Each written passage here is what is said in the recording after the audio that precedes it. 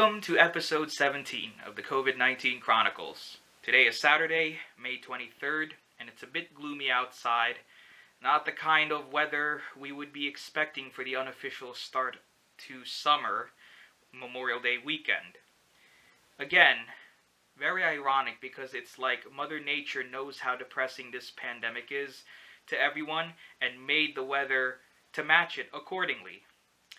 Now, tomorrow it looks like it's going to be a great day, and I really want to hit the beach. And I do want to make this episode all about the beach. Actually, to be more accurate, I'm probably not going to go to the beach. I'm probably just going to be strolling up and down the boardwalk because, first of all, you can't pay, at least the place where I plan on going to, they don't accept cash for beach passes. It's all done through an app called Viply.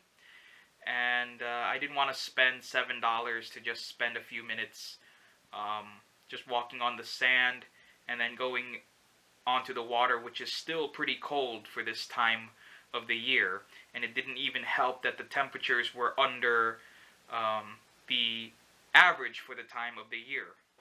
So I'm mostly just going to be strolling up and down the boardwalk and just, taking time to recharge mentally. Anyway, in the last episode, I didn't really update you on the latest numbers. Part of it is because the Johns Hopkins Coronavirus Resource Center didn't seem to be working properly. There were tallies that went down when they should have gone up, and it made me think, are they adjusting the numbers to rectify the inaccuracy of some of the counting, or is this all a glitch? Well, as of today, the numbers seem to be a little more accurate. So, I checked the website around 3 o'clock, and as of 3:06 p.m., there are now 5,270,244 worldwide cases of COVID-19, with 1,612,786 in the USA alone, resulting in 340,116 fatalities, while now 2,087,326 have recovered.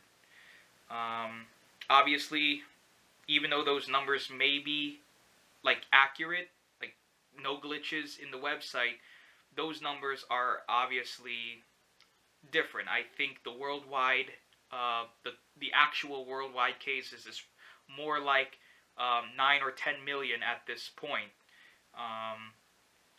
and far more fatalities, but way more recoveries. And it's too early to tell whether we're coming to the end of the first wave, but there's something to be said about seeing the hardest hit states of New York and New Jersey, without a doubt the epicenters of the virus here in America, opening up slightly and loosening restrictions. New York Governor Cuomo issued the executive order yesterday that says that any gatherings of 10 people are permitted, so as long as guidelines regarding physical and sanitation are as follows. Not are as followed, but are followed. Similarly, New Jersey is also allowing gatherings of 10 people for indoor gatherings and 25 for outdoors, obviously still following the protocol.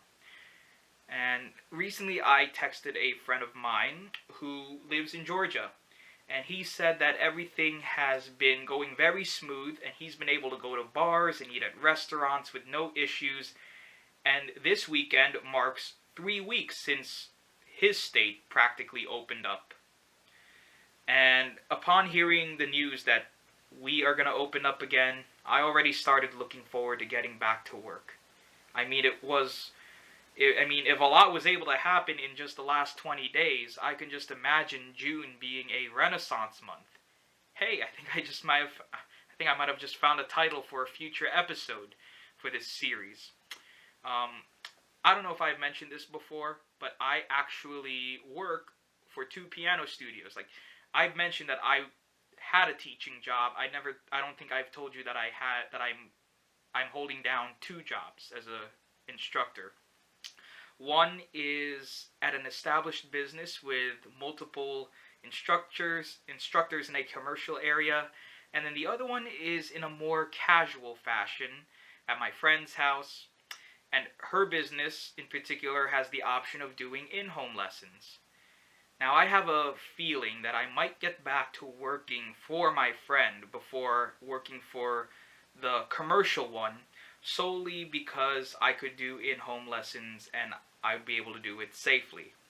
Plus, I only have one student per week at my working for my friend versus 18 in the commercial place.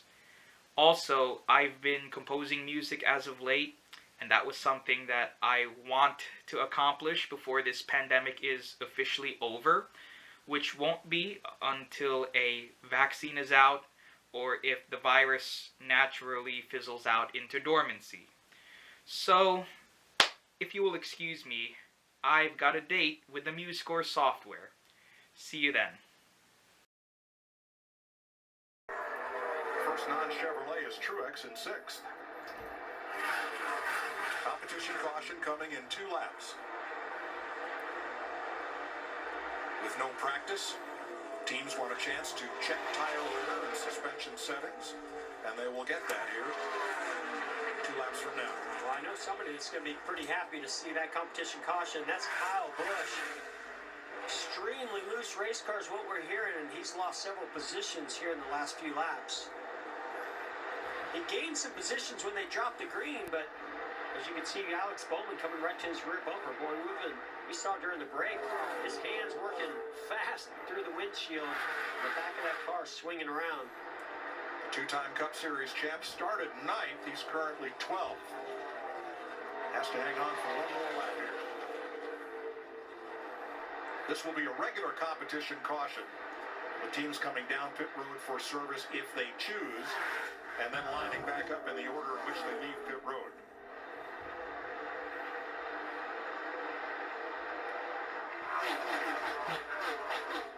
Kurt Busch brings into the stripe, and once the field cycles through, the yellow flag will wave.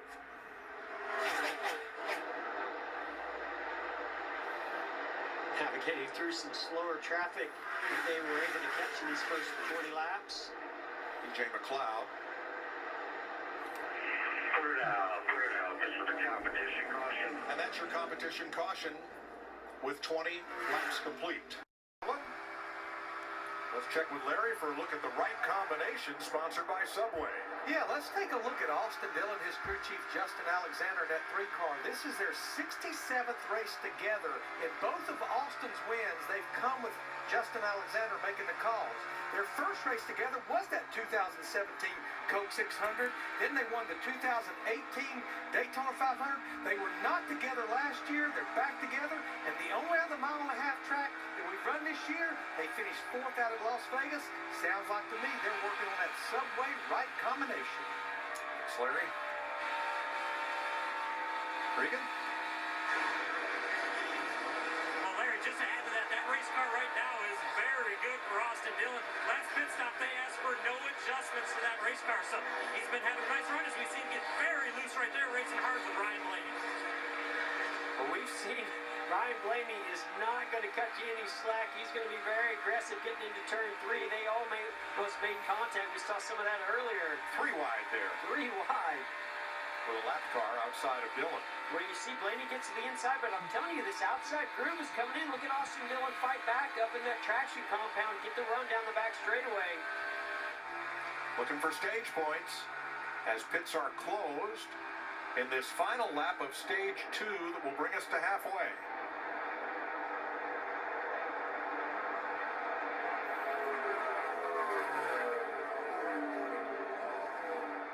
Jimmy Johnson, after taking on just 2 tires, hanging on to 10th and the final stage point.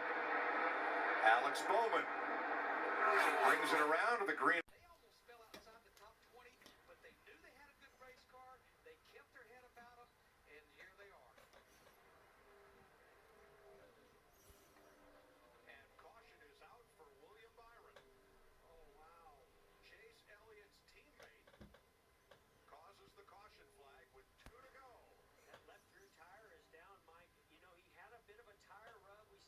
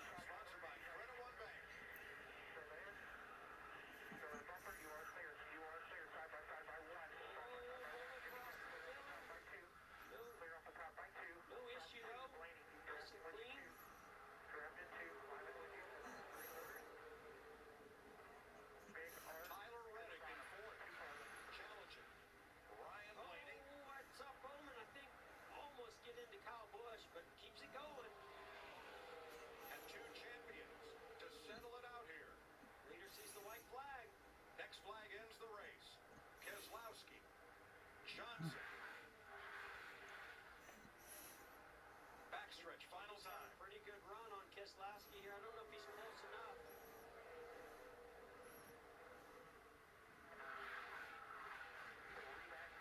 Brad Keselowski. Off turn 4 into the checkered flag. Michigan's Brad Keselowski wins NASCAR's longest ever race. Hell of a job. Hell of a job. So proud of this team. I don't even have words. Jeremy.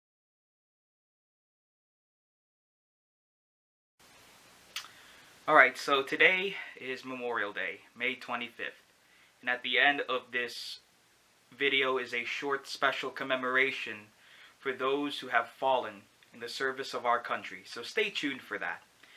Anyway, today is a great day to be outside, at least where I live. Yesterday, when I went to Asbury Park, and a lot of people in New Jersey know where Asbury Park is and what it's famous for. If you've never ever been there, check it out in person, because there's a lot of vintage landmarks that are still standing that are very iconic to that part of the Jersey Shore. Some of the famous buildings that come to mind are the Stone Pony, the Casino, and Carousel. There was a sizable crowd in general yesterday. There was not much on the actual beach, but there were plenty of people walking around on the boardwalk. Fortunately, many of them were wearing a mask, but there were also a handful that weren't. It was an overcast day, temperature was comfortable in the mid-60s, and I only spent just under an hour and a half, but I actually enjoyed it quite a bit and was able to take full advantage of the short time that I was over there. And again, it's so great to be able to drive a little further than usual in recent months and to take full advantage of our state beginning to open up. So please take the time to enjoy and make sure to stay tuned at the end of the video for a very special commemoration.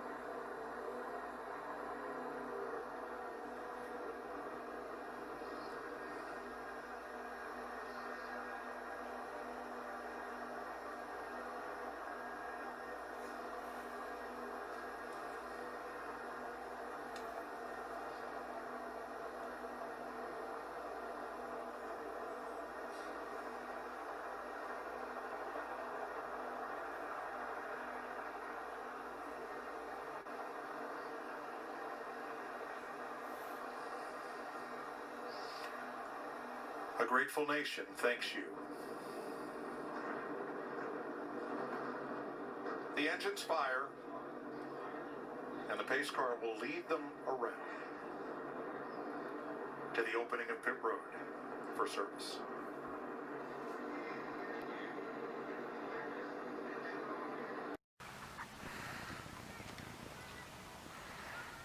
Memorial Day, for many of us, signals the unofficial start of summertime. It's a sign that June is near and that school is almost over for our children. It's a sign that the hot summer weather is coming and therefore a time to go outside. But Memorial Day is also that time to stop and remember those who have sacrificed their lives to keep America a safe place to live and to raise our families. Let us now take the time to remember those who perished serving in all branches of our military.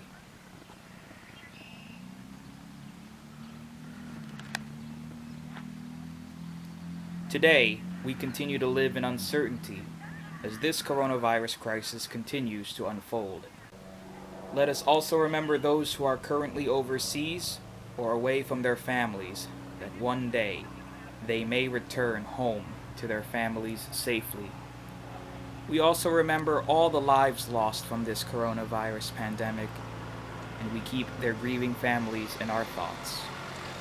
And last but certainly not least, let's continue to thank our doctors, nurses, paramedics, first responders, and other medical personnel directly involved in the battle to combat the COVID-19.